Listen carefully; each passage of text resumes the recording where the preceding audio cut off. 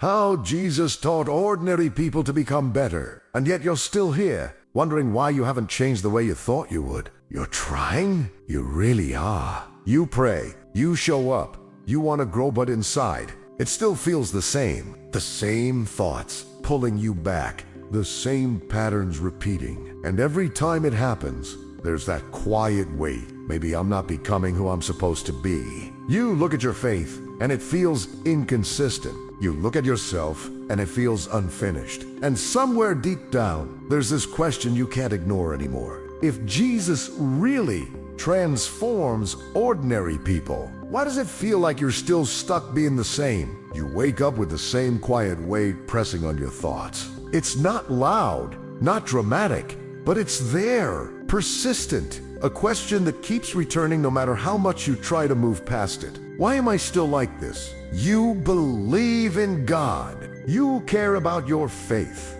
You've prayed. You've tried. You've made promises to do better. And yet something inside you feels unchanged, or at least not changed enough. There are moments when your faith feels real. Moments when you feel close to God, when your heart softens, when truth feels clear. But those moments don't seem tell us they fade. And when they do, you're left facing the same patterns, the same thoughts, the same struggles you thought you were already moving past. And that's where the frustration begins to grow, not just with your circumstances, but with yourself. You try to pray, but your mind drifts. You start with intention, with sincerity, but within seconds, your thoughts wander to everything else. Responsibilities, worries, random distractions. And then you catch yourself and you try again. But something feels off. It feels inconsistent. Like your connection with God depends on your ability to stay focused, and you're not very good at that. And maybe you've noticed something else too.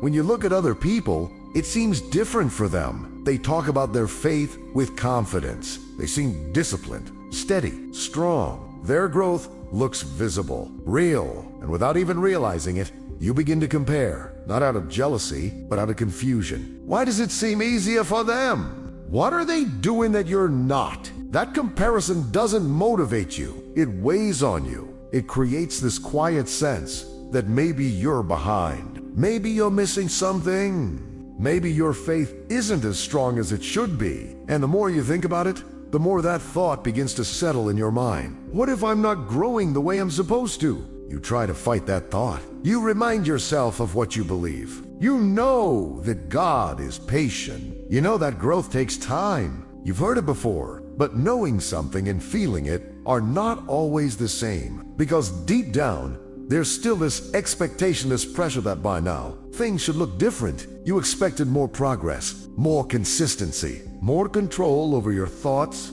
your habits, your reactions. You expected that if you kept showing up, kept believing, kept trying, something would shift in a noticeable way. But instead, it feels slow, almost invisible. And that's what makes it hard. Not just the struggle itself, but the feeling that nothing is really changing. And then comes the question you don't always say out loud, but you feel it clearly. Is God disappointed in me? Not in a loud, condemning way, but in a subtle, quiet sense. Like maybe he expected more from you. Like maybe you've had enough time already, enough opportunities, enough chances to grow. And yet, here you are, still dealing with the same internal battles. So you start trying harder. You push yourself more. You tell yourself you need to be more disciplined, more focused, more committed. You set new intentions, new goals. And for a while, it works. You feel motivated. You feel like this time will be different.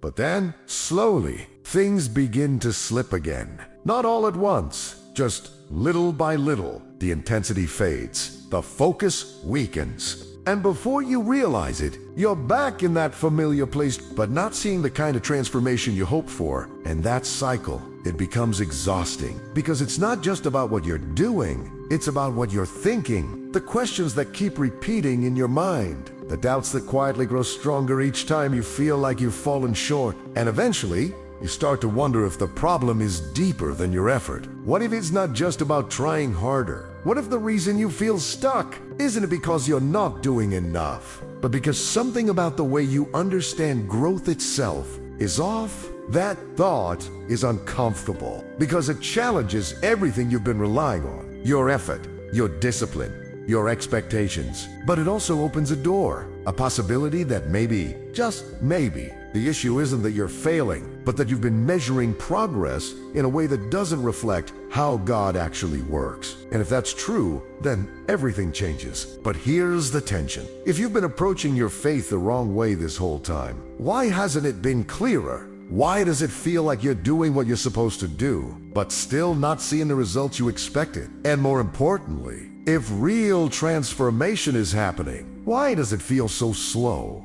so inconsistent, and sometimes completely invisible? That's where the real question begins. Not whether God can change you, but whether you truly understand how He does it. There's something you may have assumed without even realizing it. Something that feels right, logical, even responsible, but quietly adds weight to your spiritual life. The idea that before you can truly grow, before you can truly get closer to God, you need to fix yourself first. It sounds reasonable, doesn't it? That you need to become more disciplined, more focused, more consistent. That you need to clean up your thoughts, control your habits, strengthen your faith. And then, once you've reached a certain level, God will meet you there. Closer, deeper, stronger. But what if that assumption is the very thing holding you back? Because if you pay attention to how this plays out in your life, you'll notice something. Every time you feel like you've failed, you pull back.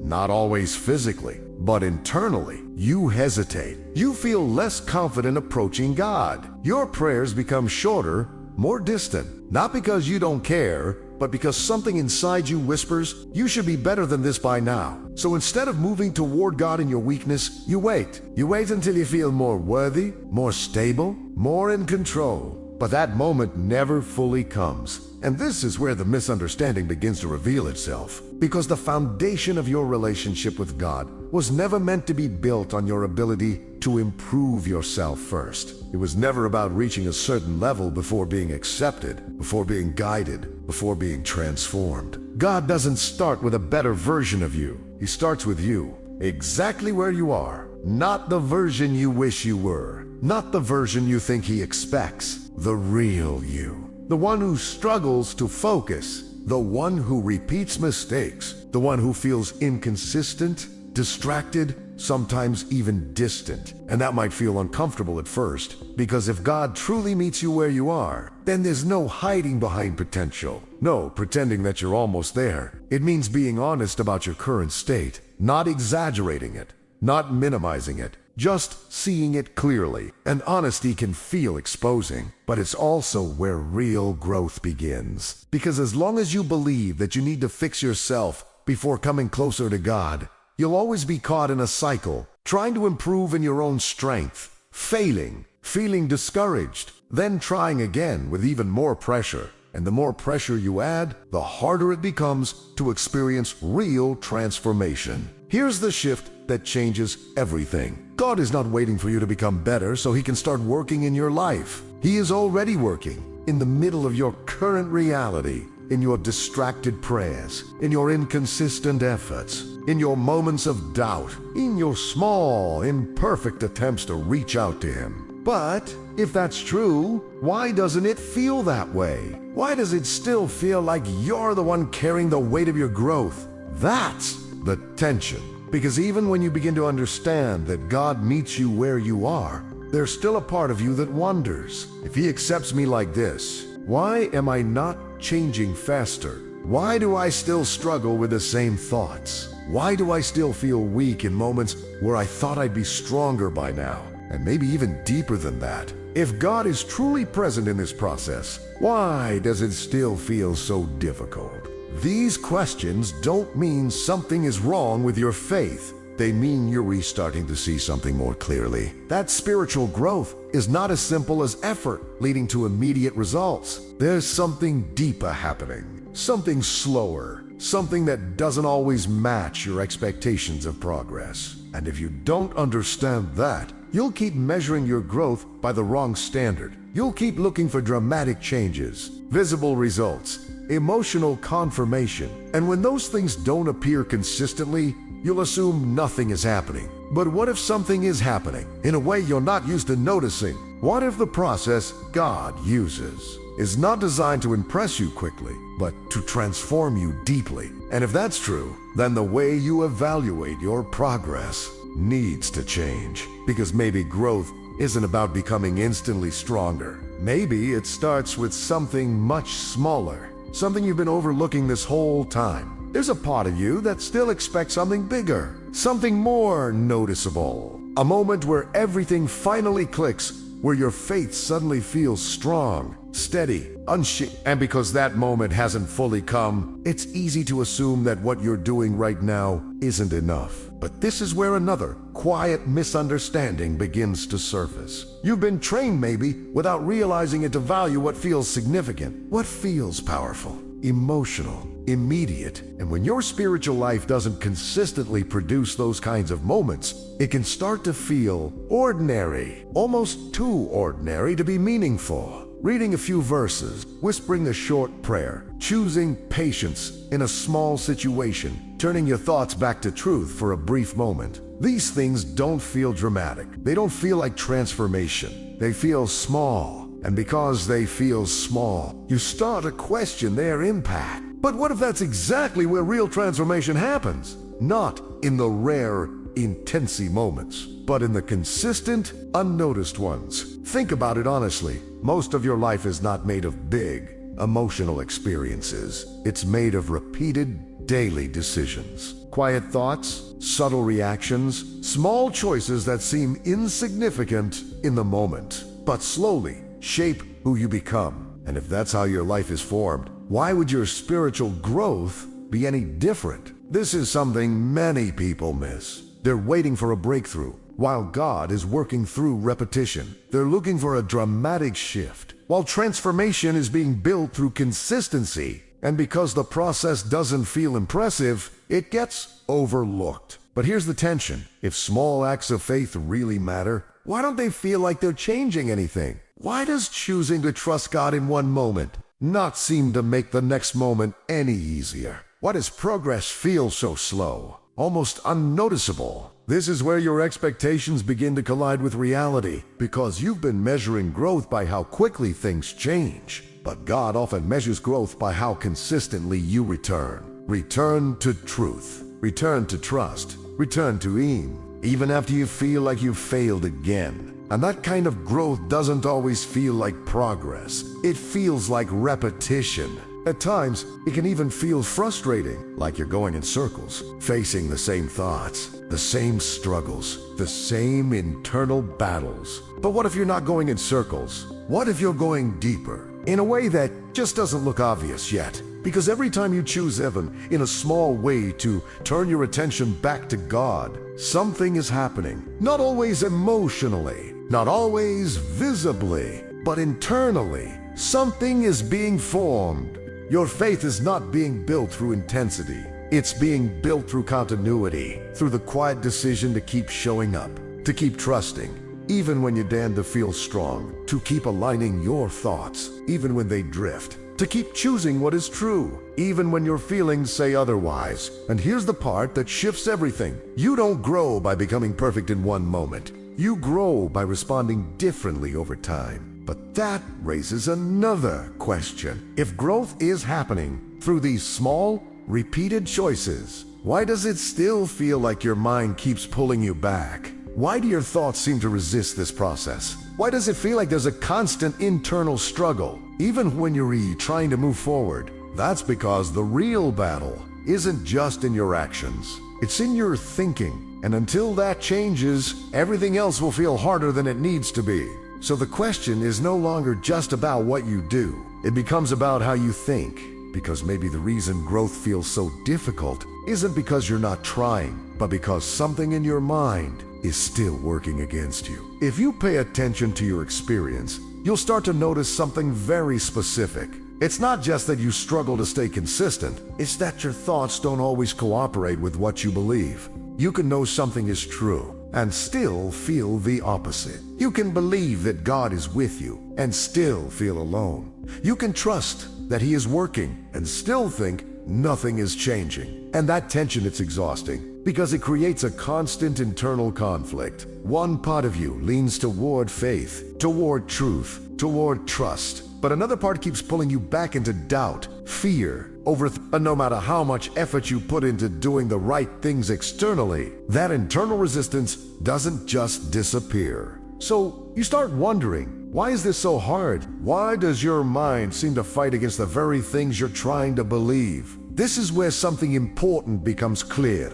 Spiritual growth is not just about changing what you do, it's about transforming how you think. Because your thoughts are not neutral. They shape how you see everything yourself, your progress, your relationship with God. And if those thoughts are not aligned with truth, they will quietly distort your entire experience. Not in obvious ways, but in subtle ones. You begin to interpret your slow progress as failure. You see your struggles as proof that something is wrong with you. You assume that inconsistency means you're not truly growing. And over Jimmy, those interpretations start to feel like facts, but they're not. They're conclusions your mind has learned to make. And if those conclusions are off, then everything built on them will feel unstable. This is why, even when you're trying, even when you care, even when you keep showing up, it can still feel like you're stuck, because the way you're thinking about your growth is working against you. And this is exactly why transformation has to go deeper than behavior. It has to reach your mind.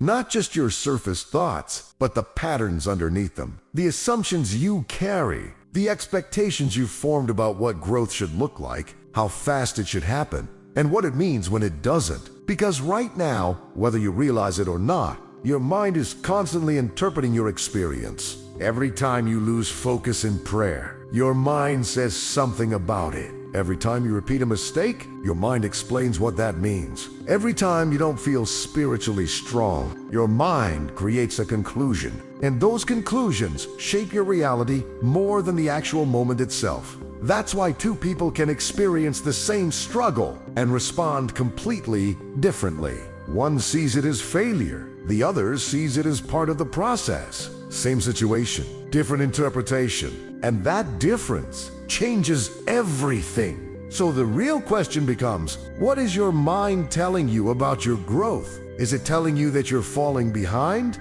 That you're not doing enough? That you should be further along by now? Or is it aligned with the truth? That growth is happening, even when it's slow, even when it's not visible, even when it feels inconsistent. Because here's the reality. If your thoughts are constantly reinforcing discouragement, pressure, and unrealistic expectations, then even genuine progress will feel like failure. And that creates a cycle. You try, you struggle, your mind interprets that struggle negatively. And that interpretation drains your motivation, your confidence, your peace, so you try harder again. But now, with more pressure, and the cycle continues. But what if that cycle can be broken? What if the issue isn't just your discipline, but the way your mind has been trained to respond? Because if transformation truly begins in the mind, then changing how you think is not optional. It's essential. But here's where it gets challenging. You can't just force yourself to think differently.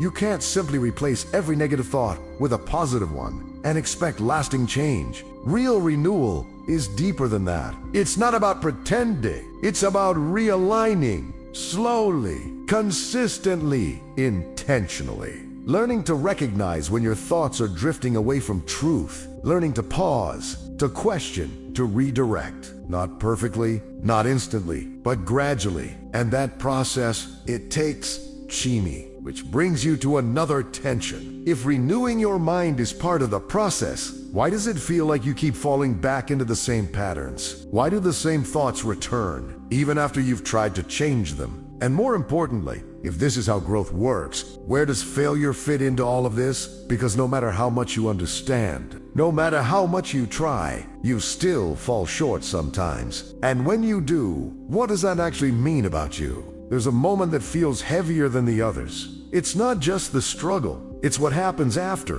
when you realize you've fallen into the same pattern again. The same reaction, the same thought, the same habit you told yourself you would overcome. And in that moment, everything you've been trying to build suddenly feels fragile. You don't just notice the mistake, you feel it. That quiet disappointment, that inner question rising again. What's wrong with me? Because it's not the first time. And that's what makes it harder to ignore. If it were new, it would feel like part of the process. But because it's familiar, it feels like proof. Proof that maybe you're not changing. Proof that maybe all your effort isn't working. Proof that maybe you're still stuck, exactly where you started. And this is where failure begins to take on a meaning it was never meant to carry. Because instead of seeing it as a moment within the process, you start seeing it as a reflection of who you are. Not I made a mistake, but this is just who I am. Not I'm learning, but I'm not growing. And slowly, failure stops being something you experience and becomes something you identify with. That's the danger, because once failure becomes personal, it changes how you respond to it. Instead of getting back up with awareness, you withdraw with discouragement. Instead of learning from it, you feel defined by it. And without realizing it, you begin to lose something important. Not your faith completely, but your expectation that real change is possible. So you keep going, but with less hope, less confidence, less clarity. And eventually, you reach a point where you start asking a deeper question. Not just, why did I fail? But why do I keep failing? That question carries weight because it touches something deeper than behavior. It touches identity. And this is exactly where many people get stuck. Not because they fail, but because they misunderstand what failure means in the process of spiritual growth. Because if you look closely at what you believe, you might notice an unspoken assumption that real growth should eliminate failure. That if you were truly changing, you wouldn't struggle with the same things anymore. That progress means consistency, and consistency means fewer mistakes. But what if that expectation is incomplete? What if growth doesn't remove struggle as quickly as you think? What if failure is not the opposite of progress, but part of how progress actually happens? That idea can feel uncomfortable because it challenges the way you've been measuring everything. But when you look at the pattern of real transformation, something becomes clear. Growth is not linear. It doesn't move in a straight line from weakness to strength. It moves through repetition, through tension, through moments of clarity, followed by moments of struggle. And that doesn't mean you're going backwards. It means you're being shaped. But here's the tension that still remains. If failure is part of the process, how do you avoid becoming passive? How do you make sure you're not just excusing patterns that should actually change? Because there's a difference between understanding failure and settling into it. And that difference matters. This is where many people swing to extremes. Some become discouraged and give up internally. Others become overly strict, trying to control every detail, pushing themselves harder, creating more pressure. But neither of those leads to lasting transformation. One leads to distance, the other leads to exhaustion. So what's the balance? How do you continue growing without being crushed by failure and without becoming comfortable with it? The answer isn't found in trying to eliminate failure completely. It's found in changing how you respond to it. Because every failure gives you two options. You can let it reinforce discouragement, or you can let it deepen your awareness. You can interpret it as proof that nothing is changing, or as part of the process that reveals what still needs attention. And that choice, it shapes your direction more than the failure itself. But making that shift isn't automatic, because in the moment of failure, your thoughts are loud, your emotions are strong, and your instinct is to judge yourself quickly. So how do you interrupt that pattern? How do you move from reaction to reflection? How do you experience failure without letting it define you? That's where something deeper begins to emerge. Because real transformation is not just about what happens when you succeed. It's revealed in how you respond when you don't. And if you can begin to see failure differently, then maybe it stops being the thing that holds you back and becomes the place where something important actually begins. Achi saw me point. something begins to shift inside you. Not all at once, not in a dramatic, overwhelming way, but quietly, almost subtly, the pressure starts to loosen. You begin to notice that the way you've been approaching your growth, this constant striving, this need to get everything right,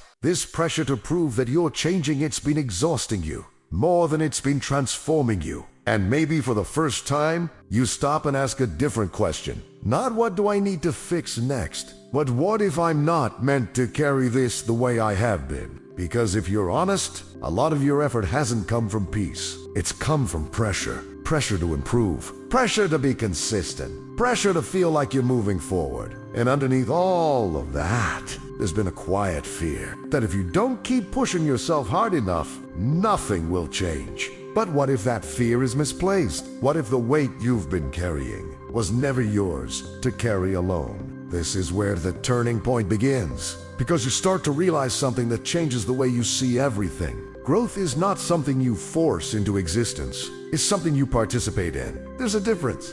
Forcing comes from control. Participation comes from trust. And for a long time, you've been trying to control your transformation, control your thoughts, control your reactions, control your progress. And when that control slips even slightly, you feel like you're failing. But real transformation doesn't come from control. It comes from connection, from relationship, from walking with God, not performing for Him. And this is where something begins to settle in your heart. God is not watching you from a distance, waiting to see if you'll get it right. He's walking with you in the middle of your process, in your slow progress, in your repeated struggles, in your small steps forward and your occasional steps back. He's not measuring you the way you've been measuring yourself. He's not focused on how quickly you change. He's focused on whether you keep turning toward Him. And that changes the way you see your journey. Because suddenly, it's not about reaching a perfect version of yourself. It's about staying connected, even while you're still growing, even while you're still learning, even while things feel incomplete. And that realization, it brings relief. Not because everything is fixed, but because the pressure to fix everything begins to fade. You no longer feel like every moment defines you. You no longer feel like every failure resets your progress. You begin to see your journey as something ongoing, something alive, something that doesn't collapse just because you had a difficult day. But here's the tension that still lingers. If you stop striving the way you used to, will you stop growing? If you release the pressure, will you become passive? If you focus on trust instead of effort, will anything actually change? That question matters because it touches something deep inside you, the desire to move forward, to not stay the same, to become stronger in your faith. And the answer is not to stop engaging, it's to change how you engage. Because trust is not passivity. Trust is alignment. It's choosing to respond to God's presence. Instead of reacting to your own pressure, it's continuing to take steps, but from a different place. Not from fear, but from faith. Not from anxiety, but from quiet confidence. You still show up. You still pray. You still choose truth over your thoughts. But now, you're not doing it to prove something. You're doing it because you trust the process, because you trust that God is working, even when you don't feel it. And that trust, it changes the way you experience everything. The same actions that once felt heavy begin to feel lighter. The same struggles that once discouraged you begin to feel more understandable. Not easy, but no longer overwhelming. And slowly, almost something begins to grow inside you. Not perfection, not instant strength, but stability. A quiet,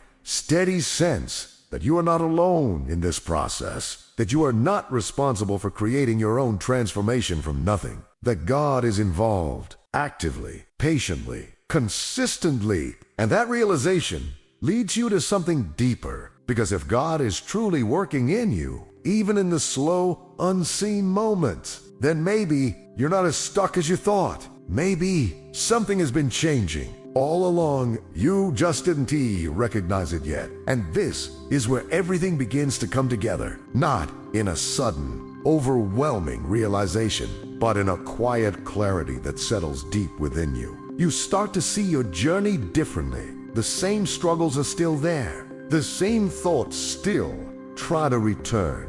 The same moments of weakness still happen, but they no longer carry the same meaning they used to. Because now you understand something you didn't fully see before. You are not stuck. You are in process. And that changes the way you interpret everything. What once felt like failure now begins to look like formation. What once felt like inconsistency now begins to reveal persistence. What once felt like weakness now becomes an opportunity to lean into something greater than yourself. You're still growing, just not in the way you expected, because growth was never meant to be fast, visible, and perfectly consistent. It was meant to be real, and real growth takes time. It moves quietly. It happens beneath the surface, in ways that are not always obvious in the moment, but undeniable over time. And now, instead of constantly asking, why am I not changing faster? You begin to ask a different question. Am I still turning toward God? Because that's what matters most.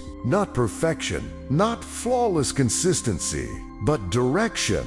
The direction of your heart, the fact that you keep coming back, that you still care, that you still seek truth, even when your mind feels scattered, that you still choose to trust, even when your emotions hesitate, that you still show up, even when it feels small. And suddenly, those small things don't feel insignificant anymore. They feel meaningful, because you understand now that this is how transformation happens. Not through pressure, not through perfection, but through relationship, through daily connection with God, through a process that is steady, intentional, and deeply personal. And in that realization, something shifts emotionally. The fear begins to lose its grip. That quiet thought, maybe I'm not enough, starts to fade. Not because you've become perfect, but because you no longer measure yourself that way. You begin to trust that God is not disappointed in your process. He is present in it, walking with you, guiding you, shaping you, even in the slow moments, even in the silent ones. And that brings a kind of peace that doesn't depend on your performance, a peace that stays even when things feel unfinished. Because now, your confidence is not in how quickly you change. It's in who is changing you. And that changes everything. You stop rushing. You stop overanalyzing every step. You stop turning every mistake into a conclusion about your identity. Instead, you keep moving forward, not perfectly, but faithfully. And that's enough. Because faith was never about getting everything right. It was about staying connected to the one who is. So, if you've been feeling stuck, if you've been questioning your growth, if you've been carrying the weight of trying to become better on your own, let this be the moment where you release that pressure. Not by giving up, but by shifting your focus from striving to trusting, from proving to walking, from fear to faith. Because God transforms ordinary people, not through perfection, but through daily relationship, through small steps, through renewed thinking, through grace in the middle of failure, and through a process that is always working, even when you don't see it. So, keep going. Keep showing up. Keep turning your heart toward Him, even when it feels simple, even when it feels slow, even when it feels like nothing is happening. Because something is unoverachiever, you will begin to see it, not all at once, but clearly enough to know you were never stuck. You were being transformed. If this message resonated with you, take a moment to like this video, share your thoughts in the comments, and subscribe for more content like this. And as you move forward today, carry this with you. God is not waiting for a perfect version of you. He is faithfully working in the one you are right now.